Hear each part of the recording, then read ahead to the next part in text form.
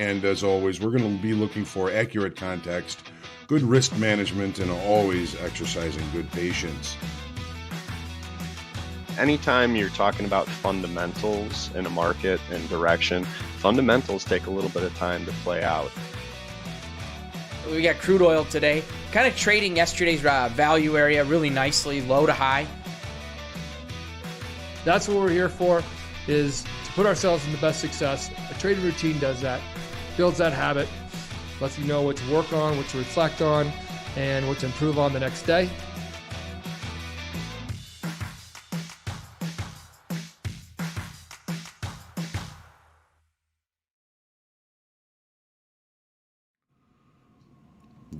Good morning. It's 7:45 now and time for the market forecast. Tuesday, October the 12th. Thanks for trusting me with your time. My name is John Hoagland. It is Tuesday. We're trying out this new time. Hopefully it's going to give us a little bit more time to relax a little bit, have a cup of coffee together, and take a look with a little bit more clarity and perhaps a little better context into the charts this morning and moving forward. Always thinking about risk management first and exercising infinite patience. This morning, I got my coffee. It looks happy. I'm not really feeling any jet lag, so I think we're all right with that. Eco numbers this morning, 7:55 Central Time. The Red Book numbers come out. Probably not going to be very impactful. We're not going to probably see too much action on the charts because of that. 9 o'clock, the jobs openings and labor turnover survey comes out. Now this, with the focus on the employment situation, might be a little bit more impactful than it typically is going to be. We'll keep a very close eye on that. For you commodities traders, the world agricultural supply and demand estimates are coming out at 11 o'clock Central today. Not only is this going to be important for our tangible commodities traders, it's going to be yet another look into supply, demand, and potential inflationary type numbers. We do have one talking Fed this morning at 10:15. And there are a couple of bill auctions, including the 10-year bill auction. So just a few things to keep track of this morning as we get into our trading day. This morning, the JOLTS is likely to provide another angle into the U.S. labor market. Make sure you're kind of keeping an eye and, as always protecting yourself with stops. And when that does come out, not suggesting it's going to be a huge number, but we never know. These markets tend to respond to some unusual type of situations and information. So we'll just be ready. If you are in a position, make sure you are protected by your stop. Stocks are set to recover yesterday's weak start to this week. It was a holiday trade, so very low as far as participation and volume is concerned. We are one day from the beginning of earnings season, it's going to start with our largest banks tomorrow is Wednesday, Thursday, and Friday. Crude prices are kind of consolidating at 7-year highs, at least initially here. The world energy crisis really is showing no signs of relief. Overall economic, political, uncertainties remain. Keep headline risks high on your radar. We don't know when somebody's going to do something or say something. All of the uncertainties are still out there for us to see if we can't catch or take advantage of. As always, make sure you like, share, comment, question, feedback, and heckling are always welcome. Make sure you subscribe to our YouTube channel so you can get notified when we do go live. Taking a brief look at the VIX, the dollar index, and the 10-year yield this morning. There is actually a 10-year yield this morning because the bond markets were closed yesterday. VIX down a little over 2%, 1945. holding around that 20 number. Dollar index up slightly, 94.35, and the 10-year yield holding a little bit lower this morning at 1.6 and change percent. As always, we got to say good morning to everybody. I've got Theo first in the room. Theo, you win the prize. The infamous Felix Escobar in the room. Ed Nelson, good morning. Daniel, Frederico, I hope everybody is doing great as well. My brother Rick, love you, buddy. Good morning to you. Vince, good morning. George, Jerry is awake, and I'm certainly hoping that John is awake. And Brian, good morning. Mert, good afternoon from Istanbul, Turkey Airlines headquarters. Welcome, Mert. If this is, I don't know if I've seen your name before. Thanks for chiming in and saying hello. All the way from Istanbul, Turkey. I used to work at a restaurant in Chicago. It was called The Half Shell, and the creator of that restaurant was from Istanbul, Turkey. He even had it on the menu. If you're from around the corner or from Istanbul, Turkey, you'll love our food. Chris, yes, nice early start, getting things started a little bit early. It's going to be a little bit of time and most certainly be finished with the forecast before the equity open. Good morning, Spencer from London. Good things happening for you, Spencer, hopefully. Laura, good morning. Jahurul, it's morning at London. Alfred, Joshua, George, Harry, good morning. Nick, Don K, Charles, Harry Gordon, good morning. Systems analyst, good morning. We always need a systems analyst around. Charles March, Juan, good morning from Honduras. Welcome. Kenneth Powell, if naked point control is tested during non-institutional hours, should we still consider it naked? Does it have the same significance? Everything is subjective in trading, Kenneth, and the way I look at it, unless it's been revisited, rechecked, or tested in regular trading hours, I tend to leave it out there. I'm looking for the market to have all of its participants available when we do go recheck those levels. So for me, it's always regular trading hours only. Nick, when you say one-time framing higher, what do you mean exactly? One-time framing activity is directional activity. It is when all time frames seem to be acting in concert, bringing price higher and higher and higher, or lower and lower and lower. If you were to say, look at a 30-minute chart, and each bar has a higher low and a higher high consecutively, that is one time framing. That is when, again, all time frames are acting in concert, competing with each other to try and get that product bought. Hopefully, we'll see a couple of opportunities to see that on the charts this morning. I know gold started with the opening range at the high of the session, and it started the day one time framing lower.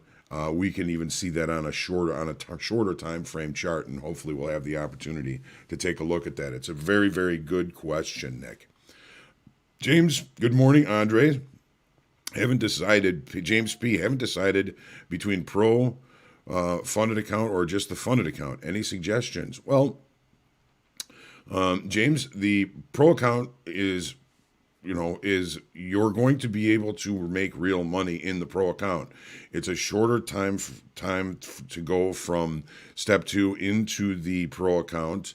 There's no data fees that you're going to have when you do get into the funded account. But at least it gives you that start to make a little bit of money, get some real kind of opportunity to sense what it's like to make real money before moving into the real funded account, which sometimes entries, executions are a little harder. You're in the actual queue, so it is an important decision, James. One of the most important ones is it takes less time to get into the pro account, and you don't have the data fees, especially if you're trading multiple products on multiple exchanges. Spencer, yes, go pro because you'll feel better. A lot better if you have a couple down days to start your funded account and don't have to look at a negative account balance. The extra 5K to pad your account is nice. Yes, pro is less pressure. Farter of the year 2020. Do you recommend the pro account? Well, it's a personal decision. Just speaking from where I'm sitting, I would take the pro account. Yeah, did the pro account in 4 days, thanks to CL. There you go. Waiting for my funded account now, Spencer. Yeah, it's we depend on our partners to try and be as quick as they can to do that. It's the brokerage firms. Nick, you got it. Cheers. Mert, we always offer special, delicious cuisine of the world, no doubt. Turkish food is a classic. Yes. And James P. Nice. Jerry is awake. Grats. All right. We've got plenty of time. Let's move into the charts now. Let's see what's going on here. Starting as usual in crude. We'll take a look. And here's the daily. So it is rollover week. We cannot forget that when it comes to trading this crude oil. It's once a month, and so that is this week. On the calendar, it says switch day is going to be Friday. I'm going to venture to say it's either Friday or Monday when the volume will really roll over. So volume remains pretty decent even in the front month here on this move to the upside. Hang on a second. Nick, one-time framing. Higher highs, higher lows. Higher highs, little pullback. Higher highs, higher lows. Higher highs, higher lows on the daily chart. So whenever we see the market putting up higher highs and higher lows on consecutive bars, we can say that this market is in large part one-time framing to the upside because there's a whole lot of competition trying to get this market bought. What's going to happen today? Well, we had a pretty decent stab to the upside yesterday, somewhat thwarted. We lost 11,000 in open interest, perhaps a little bit of profit taking on a Monday morning off this high up to $82. But again, that could be rollover related. Okay, so far, just by looking at what we're seeing here, you can kind of assume that the upside auction is relatively healthy. We've had a couple of deep pullbacks that have really been rejected quickly and easily. You see the long shadow on this stab to the downside. You see the long shadow on this push to the downside. Unsuccessful in continuing that move to the downside, so we look to the upside. We have an inside extended trading hour range today. Could this be a function of rollover? Rollover tends to make the market more likely to be range bound because our bigger traders are looking to get a cheap rollover rather than being worried about directional activity. Direction up. Performance? Okay, again, it's rollover. We always want to be well aware of the vicious face-ripping pullback to the downside that does happen when the market is directional. Take a look at the 30-minute chart.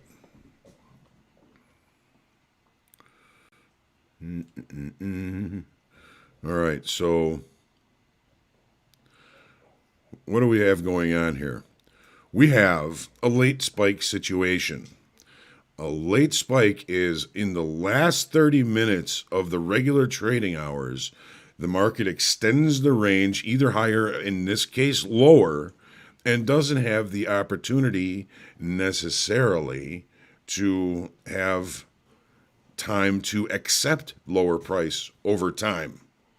We settled down there. Settlement was 80.52. We've really got no overnight inventory with which to look for. We had a test back into value prior to the open that was rejected.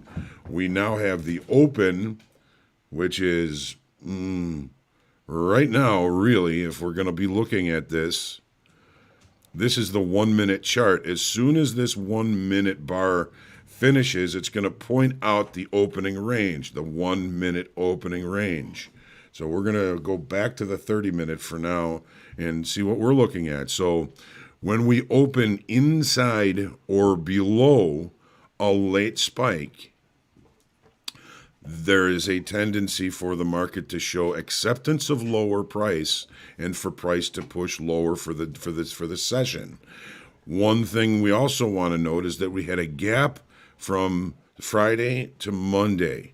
If we open with a gap here and we can't close the gap, that might leave an island top. Anybody remembers the island top from the high in our equities in the S&Ps? Happened on Labor Day.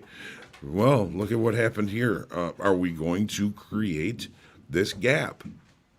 If we create this gap and push lower, this is going to create an island top, and this is going to be a pretty strong reversal signal.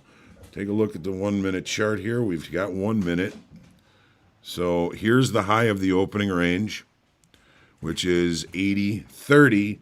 Low of the opening range is right here, 80.21. So a relatively small opening range. 80.30. Where's our gap cut down to here? 80.35. If we can't take out the high of the opening range in crude oil, it's going to create an island top. The fact that the market opened in or below the late spike has things looking a little weak here. We've got certainly some visuals to come back down and recheck before we maybe can continue this move to the upside. It certainly seems in the cards that it's going to happen with the current world situation. But technically, this is telling us that we're going to be looking for an opportunity, perhaps, to sell strength today. The high of the late spike is 80.74. It's right up here. 80.74 is a potential resistance area if we can even get there. If we can't close the gap to yesterday's low, that's going to also be a sign of acceptance of lower pricing, and we're going to push this market lower.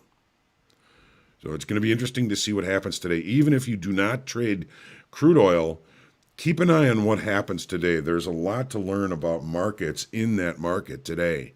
Take a look now into the E-mini S&Ps. Low holiday volume, but not all that bad, I would have to say. It wasn't terrible. Open interest continues to soften. We lost 4,000 in open interest yesterday. Structural, lower structure remains here. Today's open is going to be pivotal. Why? Guess what we have? We have another late spike. The last bar of the regular trading hours extended range to the downside and settled at the low. 43.51 is that low. So it looks, if we were to be opening right now, as though we would be opening in the late spike. That gives us the opportunity to use the base of the late spike, which is 43.6250, as an area of possible resistance. Nothing is finite. Nothing is exact in futures trading. We have to remember that. But if we really just kind of hang here and open in the late spike, that is a probability of acceptance of lower pricing. We almost had another island top over the last couple of days, a 2-day island top. Yesterday, we managed to come down and close that gap. Now we're opening in a late spike that might have this market looking to trade lower. Nothing is for sure. Nothing is finite. We're just looking at the tea leaves here on these charts, and this late spike can be indicative of acceptance of lower pricing. Right. And to the NASDAQ, Okay.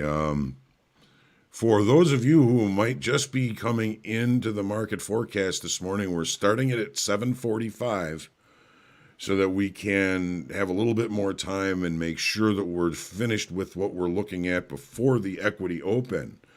Let us know what you think about it, and it's not a problem for me. It's just a little bit earlier for everyone. We all have to do our homework, right? So here is the NASDAQ, the daily chart. Similar, but different. Volume remained a little bit higher yesterday. Volume held up pretty well, even though with the holiday. Open interest increased on a down day. Okay, all right, maybe some money coming into the short side here. We've got weekly kickoff low, which is in play for us today. We tested down below it last night, but we did not find acceptance down there. But we also have, guess what? A late spike. Where are we? So here's our late spike. Okay, this was a potential island top that was averted yesterday when we opened and then traded back and closed the gap. We did not have the gap yesterday, but here's our late spike. Okay, the high of the late spike is 14,755. Pretty much value low from yesterday. We have taken a bit of a look in there. Where we open is going to be key today. We open in the late spike. That gives us the implication that the market is starting to accept lower pricing again. Not that it hasn't been for the past couple of weeks. Opening above that late spike brings us back into value and kind of alleviates some of that pressure of the market to continue to push lower. It's more of a rejection of lower pricing to open above the late spike than anything else. So a little bit of conflicting information. Make sure you're looking at and trading the product you are trading. What happens in the S&Ps may have little to do with what happens in the NASDAQ and vice versa. By the end of the day, we can probably expect a similar outcome. But again, we're going to see if this market at 8:30 opens above or below the value low from yesterday. Again, 14,755 approximately. If the market can open above it, it may be showing rejection of lower pricing. If it opens below this, it might be offering the opportunity for acceptance of lower pricing. So we've got one eye going one way, one eye going the other way in the NASDAQ and in the S&Ps, quite possibly today, creating more of a challenging opportunity for us. Gold is 9 days in balance. Volume's okay. Yesterday, of course, it was not going to be all that great. No trend in open interest. We added 400 in open interest yesterday. That's been a bit of a kind of a fly in the ointment, if you will. We were not seeing anything that's giving us any indication that there is energy building in this gold market. So we're trading balanced rules. We're focusing on the extremes of the area of balance, and we're fading those extremes until proven wrong. Okay, short time frame control is what we're seeing here. So be reasonable with any profit targets that you manage to come up with here. So this is the 30-minute chart. Settlement 1755.70. We opened the market above settlement. We had an overnight inventory that offered a really decent opportunity to come back to trade to settlement or value low from yesterday. Look at this chart. This is the 1 minute chart. All right. This was the 1 minute opening range. Once it broke down to the opening range, the market one time framed lower until it reached settlement. All of those overnight longs got nervous and they jumped over each other trying to get out of those positions and took the market right back to settlement, right back to low of value from yesterday. This is what one time framing looks like, and this is a 1 minute chart, which I rarely look at, but I only put these up so that we can see opening ranges as they happen in the forecast. But this is one time framing: lower high, lower low, lower high, lower low, lower high, lower low, lower high, lower low. Traders jumping over each other to get out of the market. 30 minutes. We had some overnight longs. We were potentially going to be opening with a gap. The gap closed right on the open, brought us to a support level in short time frame. Remember, when we're in short time frame levels tend to get respected. The market came all the way back, tested settlement, tested value low from yesterday, and that's where the sellers ran out and buyers came in. Lots of potential for repair from Friday's session. Big up, big down, very toothy, very unfinished kind of profile. Unfinished meaning there's lots of peaks and valleys. I would call yesterday a much more finished profile because it's much more even. So if we can take out our overnight high, again, there's more information up here to kind of go up and repair to the euro. So euro is still holding structure to the downside and holding it pretty well. We're in day 4 of an area of balance. Last week's low was tested earlier in the session, in the overnight session. Volume seems to be slowing overall. When we look at this, the general moving average of this, we're starting to cut off volume as we get closer and closer to weekly kickoff low.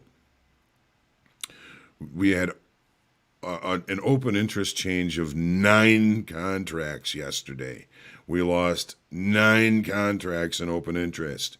What a zero moot kind of day overall. The overall increase in open interest has been slowing. 30-minute chart. Settlement 115.73.5 ticks. No real overnight inventory on the open, maybe a little bit to the short side. I believe we do have a gap remaining here, quite possibly. So if that's the case, we can't close the gap relatively early. We look for opportunities to the downside, which could lead us to lower than last week's low. If we accept below that, weekly kickoff low is certainly in the cards. Got to keep your eye on the dollar as well. The dollar has been presenting as relatively weak, but with the information of volume and open interest not really showing much push to the downside or to the upside here in the Nasdaq, in the euro, it makes me wonder if the low in euro may be close. Take a look at the 10-year. I think 4 contracts traded yesterday. Bond markets were closed.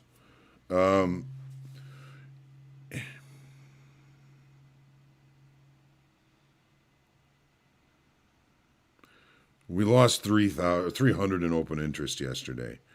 There is a bit of an interesting development here. Obviously, this market has been moving lower for some time now. We're going back to August here. So the market has been in a downside movement. When we look at the 30-minute chart here, I was going to see if we were able to open and keep this gap closed. So we have a gap to yesterday's range.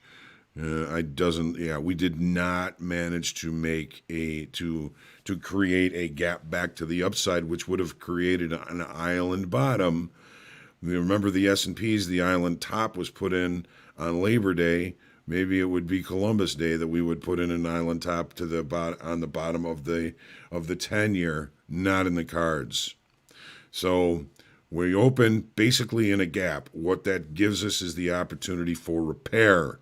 The repair takes us to point of control from Friday and point of control from yesterday. Well, look what has already happened in the overnight session. Makes this overnight high, an interesting area for an execution. Another area for a potential execution down here at the point of control from yesterday. If that can't hold, our next opportunity is basically settlement from yesterday. Try and stay patient in this market because of the repair situation that appears to already have been taken care of. When we look at the settlement price down here, this does give us the indication that we've got quite a few longs in this market, and if they can't continue this market to the upside, we may see the market come back down and recheck settlement, which in itself is an opportunity, but that move back to settlement could create another opportunity for us. And the dreaded natural gas. Low volume yesterday. We seem to be cutting off, not just yesterday, but cutting off volume since putting in this high. We've lost 10,000 in open interest, and we've lost more than that over the last couple of sessions. A little bit of maybe some profit taking, and profit taking will tend to bring selling power away from the marketplace. Some longs being chased out. Weekly kickoff pivotal. We've taken a pretty good look at it so far in the extended trading hours / regular trading hours session. Taking a look at the 30-minute chart. Okay, this gap from a couple of weeks ago or a week or so ago still hasn't been really necessarily finished in regular trading hours. Here we've got 8 o'clock. So we have created a gap.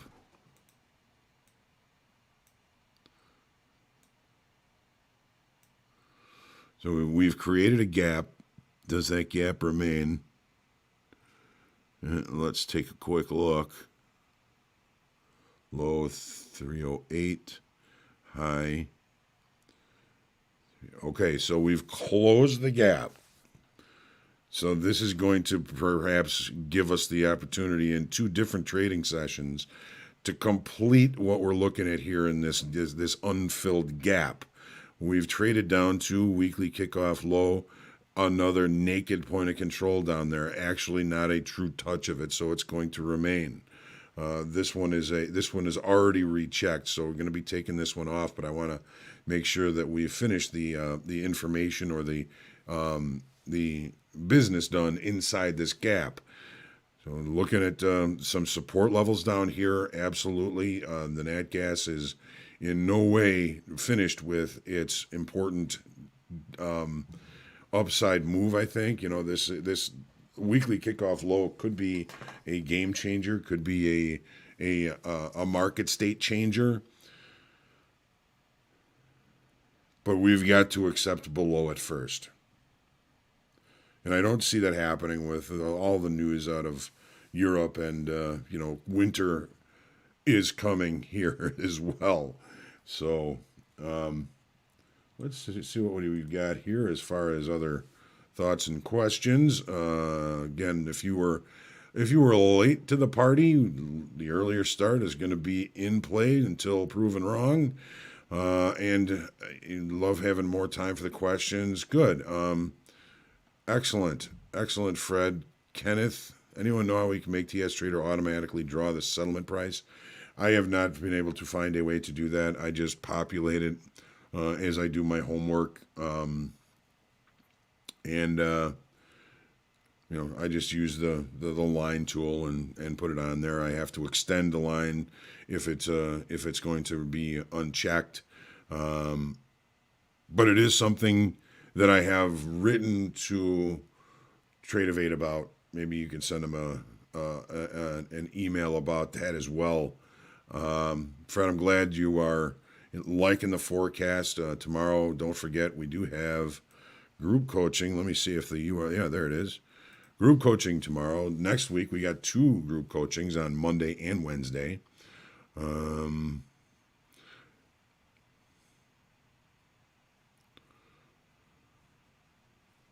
Is there a way to access market data after passing step 2 and waiting to go to begin the pro account, or just some time to take some time off? One or the other. Sometimes it's a good thing to look away and get your head wrapped around where you're going to be when you get started. And the you can always find some simulator that is in real time. Look for, everybody always seems to want to give you 2 weeks of it. Maybe that'll be something that will help. Jason likes the earlier start. Good. I like the extra time for sure. Although being on Pacific time, the bird really is early. Yeah, of course. How about that, huh? It's Packers-Bears week. Are they playing each other this week? I didn't even know that. Well, I'm going to have to see what happens. Fred, I know if the Packers win, you're going to be all over it. So, all right, let's wrap this up, and hope everybody enjoyed the new time. I felt a lot more relaxed with being able to spend a little bit more time looking at the charts. Looking forward to a good trading day. 11:30. We have the group coaching. The coach's playbook. 11:30 today. We're going to be talking about, I think, a very important topic. How do you know, or when do you know, that you've become a good trader? Yes, coach's playbook is today, 11:30 on YouTube. We'll see you there. And then Dan, of course, will be with you again for the market recap. I joined Dan for the market recap yesterday. That was a lot of fun. We're going to be doing that maybe a little bit more often, but we will be looking forward to your success. Get out there. Take your deep breath first. Humble, grateful, creative, and patient today. Get out there and profit. Trade well. I'll see you in the pit in about 8 minutes. Trade well.